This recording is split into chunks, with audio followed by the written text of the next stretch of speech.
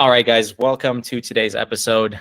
We've got a couple of things that Chris and I are going to cover today. But before we dive into any of those, I want to just preface with this. In 3 weeks or so, we're going to be kicking off a live session, live format. So the same time that Chris and I shoot these videos with just him and I, we're going to be inviting you, the people on our email list and friends on LinkedIn to join us on these calls. And what's better than that, to make that a little bit more interactive, we give you the opportunity to bring in your marketing materials. That could be your marketing funnel, that could be your pitch deck, any video that you guys have created, and bring those into this very call, and we're going to review them live. And so look out for some announcements via email and on LinkedIn. And we're going to see you guys on these calls. So this is going to be super fun, super engaging. All right, so we were just talking about a couple of things here that we wanted to discuss on this call. And I'm going to start us off with number one, which is building trust. And so, Chris, I have a question for you. And my question is, what are some effective tools that a sponsor can use to build trust online today? That's a great question. So the number one tool that you can use to build trust fast is video. Okay, so video online is going to help you build trust. Now, that sounds like a easy solution, right? Like, oh yeah, of course, just a video. But why is it so effective? It's so effective because people can feel your enthusiasm. They can see you. They know that you actually exist, right? And they can sense your passion behind what it is you're doing. You know, if there's no other person on the other side, it makes it hard to build trust. You know, someone once told me, and Vitaly, I think you've heard this before too, is that people don't want to do business with companies. People want to do business with people, right? People that they know, like, and trust. Video, everything you see on YouTube, you know, it's usually a host or, you know, somebody at the forefront, kind of leading the conversation. And it's a big deal to have video as a trust building component in your business. What are your thoughts on this, Vitaly? Well, you know, this actually brings me back. I was just reminiscing on, okay, this is going to be a big out for me because I'm a big nerd, or used to be, at least when I was single and young. And so I played a lot of video games online, and the relationships I have formed with people who I had never met in person have been some of the best relationships I have ever had. I know it sounds dorky to say, but it's true. And when you actually do meet those people in real life, there is a sense of brotherhood and camaraderie that cannot be, because, you know, him and yourself went all the way back to those caves slaying dragons. You know, and you can't say that about people you're meeting in real life, you know, and so you spend a lot of time together. And so how do you, like, you know, get the most out of that relationship? And that's through audio and video as well, right? And so Chris, what are where would you say are some of the best places that a sponsor can infuse video in their onboarding or any part of their experience? Okay, one is in the ads, right? If you're going to be promoting an opportunity, fund, project, go ahead and put yourself in the ad and explain what's going on, why you're excited about it, you know, and explain some of the details. Another one is in your follow-up emails. Look at all the emails you get. How many people have a video link in there or some kind of cool GIF showing who's behind the operation, right? I bet you'll see, I don't know, maybe 1 out of 20, maybe. But yeah, if you see those, by the way, screenshot, send that our way. We'd love to see it. You know, we'd love to see who's up in their game. So ads, emails, in your presentation, right? If somebody goes onto a landing page and is there to find more out more about the deal, you should be on video presenting the deck, right? And explaining everything that's going on with the opportunity. And then just in general on your social media, right? Yeah, you know, so many people try to I don't want to say get away with, it sounds like nasty, like you're dodging it, but they only post, you know, just like quotes and things like that. Like, what if you were on video and people see that you're real and you're excited about what you're talking about? I think those are some key places. Are there any other places you can think of, Vitaly? Yeah, I think you mentioned emails, landing pages, ads, yeah, pretty much anywhere. throughout the investment journey, you want to send a video that just says, hey, congratulations on taking the next step. It's not necessarily something that is required to launch with, but it's something that should be, a close iteration to, once you launch your campaign. What are some tools that stand out to you, Chris? Like, if you could just point people to some tools and why you chose those tools. So there's two tools I'm going to talk about. One is Loom. So Loom is a service that will allow you to screen record and share what's on your screen. And you can also have it has a nice little icon on the screen, right? Actually, I'm going to add one more. Zoom. Everybody knows what Zoom is as well, right? You hold your video conferences there. It became very popular over, COVID times. That's also another tool you can use to just screen record and have you and multiple people kind of presenting over the deck. Another one I'm going to talk about is Wistia. I think they have really clean presentation and some analytics on the back end, so you can see if somebody's actually watching the video. So in this order, you could probably record with Zoom, get the recording and download it, and then host it through either Loom or Wistia. Loom and Wistia also have this cool benefit of they provide a GIF, right? So there's motion wherever it's placed, even in an email, by the way. Actually, I'm not sure about that with Wistia, but for sure Loom. Even in an email, right? You have motion in it. You could see you talking or kind of gearing up to talk about whatever it is that you're creating a video about. So I think those are some of the more fantastic tools that are out there. You got to leverage those. I want to ask you this, Vitaly. Why is it that people can't just post numbers and just pour data out there, just PDFs and no faces, and go out to the market that way? I mean, you could, but one of the things that I think you're going to experience is that your campaign is just going to fall short. There's three things that investors care about most. They care about the projections first and foremost, so they do care about the numbers, but it's also very important for them to know who is behind the projections. So that's two things, and those are hand in hand, because if you have the numbers without that second piece of who, then the numbers are irrelevant. So you have to have the numbers, you have to have good projections, but obviously realistic. But also the realism kind of part comes from like who is making these claims, who's behind the projections, and are they qualified to represent these projections, and their track record behind meeting past projections, right? So those two are really important. And the third one is whether the asset class and the offering aligns with the investor's own personal thesis. So yeah, I think it's really important to reinforce the numbers with things like your track record, introductions to your team, a little personal story about how you got in this business, of what drove you to be where you are today, and then also just having photos, even simple things like having a photo of your team or like photo of yourself, so people know who they're talking to. I see so many emails of sponsor emails that are just like welcoming people to their flow with just a wall of text, and it's just like it doesn't feel very inspiring. And for somebody who's in the market looking for an offering, this is one of your key opportunities to stand out. So definitely your emails matter a lot, because if they're actively looking for an offering, chances are you're not the only offering they're looking at. And so, yeah, this is your opportunity to infuse a visual format in something that is very just like, potentially data and text heavy. Yeah, absolutely. Any investor worth their salt is going to be looking at the operators, right? They want to see who's behind the curtain, who's pulling the strings, who's really out there doing the thing. Something I want to say too is that a lot of times syndicators, they have something akin to what I'll call like an engineer's mindset, right?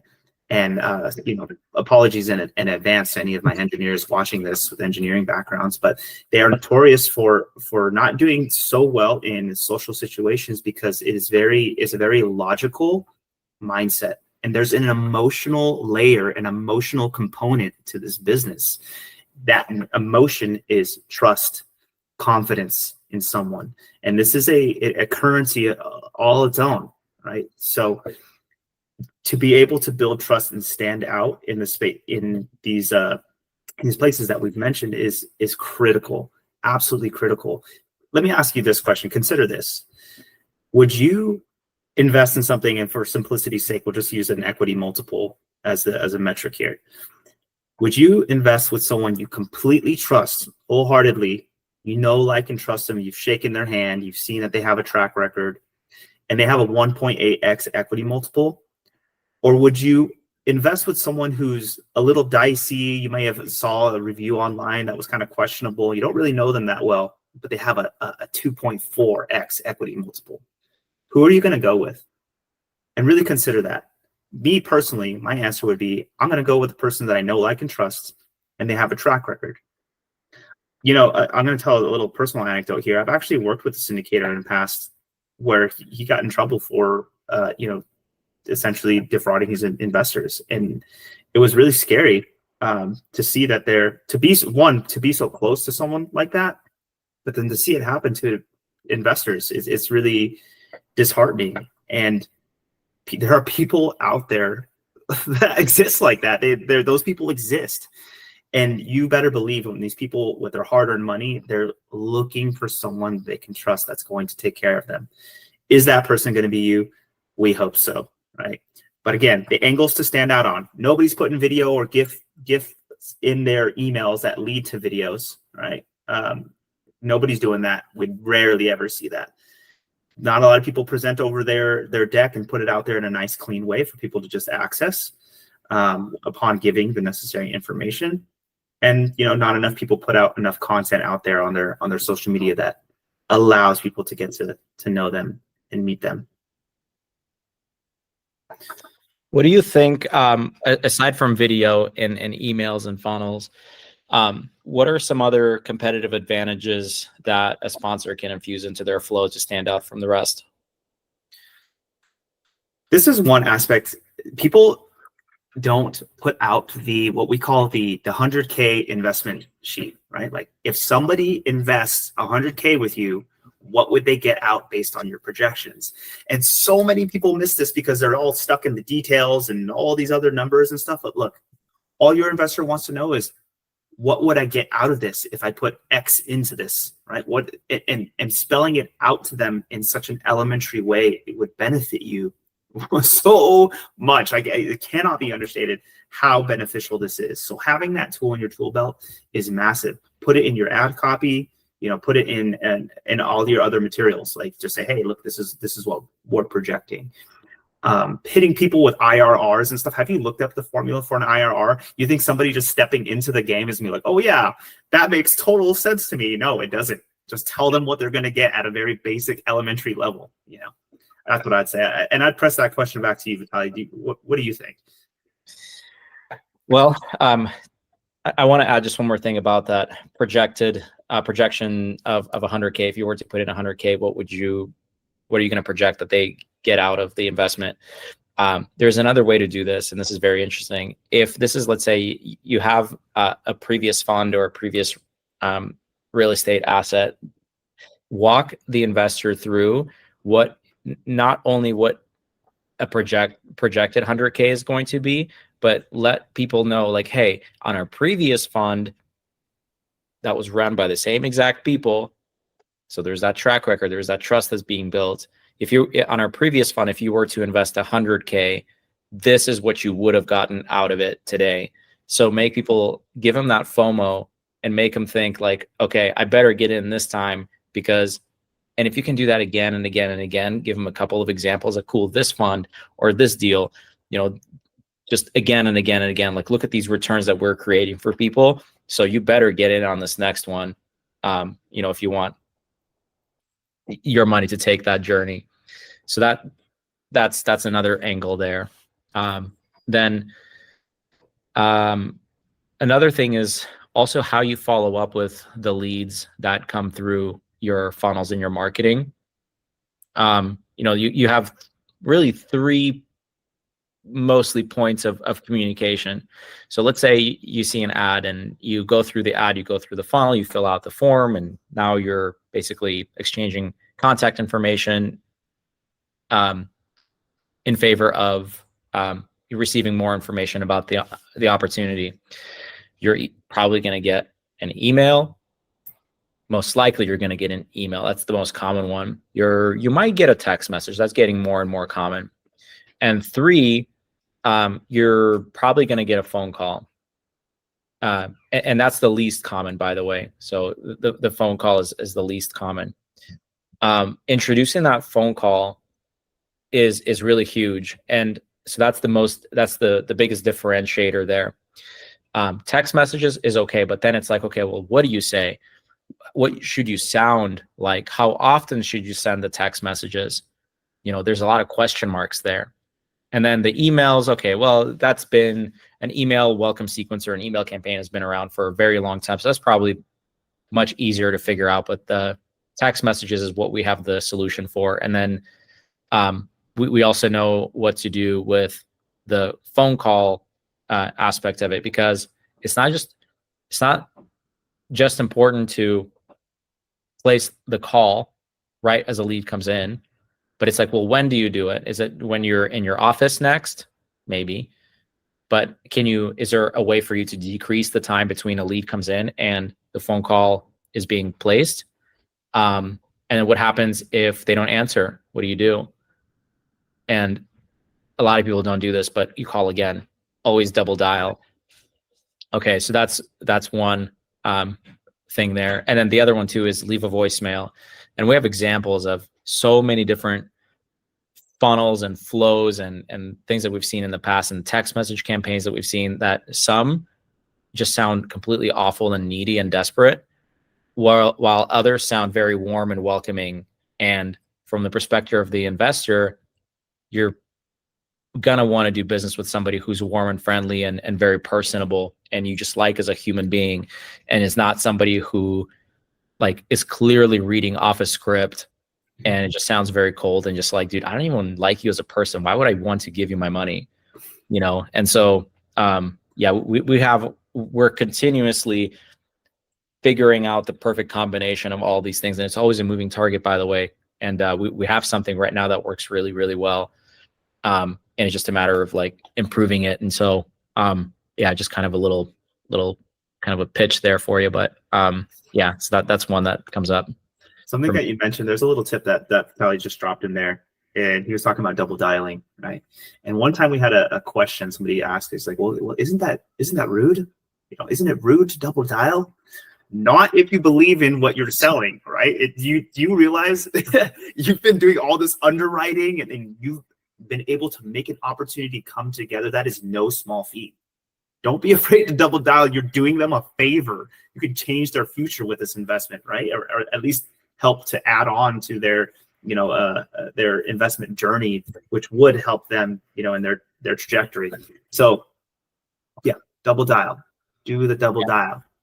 And the double dial is a perfect way to get past people's do not disturb. Here's the thing, you guys, I don't know how Android phones work, but on iPhones, if you're on do not disturb and somebody calls you, it goes straight to voicemail. But if you call twice, if you pick up a phone and it goes straight to voicemail, it's probably on do not disturb. So what you do is you drop the phone, pick it up again, dial it again, and now it'll let you get past their do not disturb. So that's the only time they're ever going to see that phone ring, when it's on do not disturb. And so that's such a great way to get past the perception of like, oh, this is just another scam call or just another bot calling me. Like, bots don't call twice. Humans do. Be a human. Be a human. Be a human. That's what really encompasses what we're talking about here today, right? Is the human connection, being a human, right? Put yourself out there on video. We're making this video so you can get to know, like, and trust us too, right? We're leveraging, we're walking the walk here as well. So we're with you. Make videos. Double dial people. Get on video more than you feel comfortable doing so. Just get the reps in. Here's something I would say too. I love what Vitaly's done. He said this, and I totally agreed with him 100%, was just give yourself permission to make like 10 sucky videos. Your first 10 videos are gonna suck, and just accept that. Just accept that. They're going to be low quality. The audio is going to be questionable, whatever. But as soon as you notice those things, work to improve them to get them to a place where you're happy with the output. I'd love to take credit for that, but that's actually something Mr. Beast, the biggest, one of the biggest YouTube stars that ever said that. So there you go. Even better from Mr. Beast. Yeah, exactly. Yep. So anyway, I think it's time to wrap this one up. I just want to say, okay, so again, in 3 weeks or so, every Tuesday at, what time is it? 1 p.m. at 1:30 p.m. CST. Yeah, every Tuesday at 1:30 p.m. CST, we're going to be doing these calls. They're going to be live calls. All right, so there's a way for you to get this event on your calendar so that it shows up every single week, and you can jump right into this call with us just like this. You can ask questions. You can bring in your marketing materials to review. You can just come hang out with us. Just sit back and enjoy the show. Listen to our wisdom and just have a good old time. So that's what's going to be happening. And so look out for those announcements. If you're on LinkedIn or if you're on our email list, that's probably going to be the best way. So that's it for us today. Thanks for joining us, guys. It was lovely to have you. We'll see you on the next one. All right. Later.